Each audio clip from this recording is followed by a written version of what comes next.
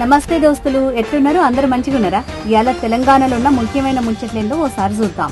44.4 గజాల్లోపు ఇంటి స్థలం ఉన్న నగరాలు, పట్టణాల్లోని పేదలకు కూడా ఇందిరమ్మ ఇండ్లు ఇయ్యనుంది రేవంత్ సర్కార్. 5 లక్షల ఆర్థిక సాయం చేయనుంది. ఉత్తర్వులు కూడా జారీ అయినాయి. జూబ్లీహిల్స్ ఉప ఎన్నికలలో కాంగ్రెస్ పార్టీ చేస్తున్న ప్రచారానికి మస్తు ఆదరణ వస్తుంది. రేవంత్ సర్కార్ ప్రజాపాలన, నవీన్ యాదవ్ క్రేజ్ కారణంగా ఓటర్ల నుంచి సానుకూల స్పందన వస్తుంది. ఉస్మానియా ఆసుపత్రి కొత్త భవన నిర్మాణం 2 ఏళ్లలోపు పూర్తి చేయాలని సీఎం రేవంత్ రెడ్డి ఆదేశించిండు. పనులు వేగంగా జరిగేటట్టు సమన్వయ కమిటీని ఏర్పాటు చేయనున్నారు. జూబ్లీహిల్స్ ఉప ఎన్నికల సందర్భంగా ముస్లింలను టార్గెట్ చేస్తూ బీఆర్ఎస్ ఫేక్ న్యూస్ ఫ్యాక్టరీలు ఫేక్ న్యూస్ ను ప్రచారం చేస్తున్నాయి. రేవంత్ సర్కార్ ని ఎదుర్కోలేక బురద జల్లే ప్రయత్నం ముమ్మరం చేసినాయి.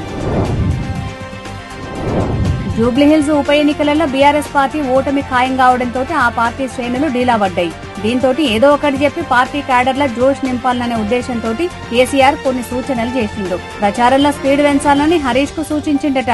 ఇక ఈయుల్లా తెలంగాణలో ఉన్న ముఖ్యమైన ముచ్చట్లు.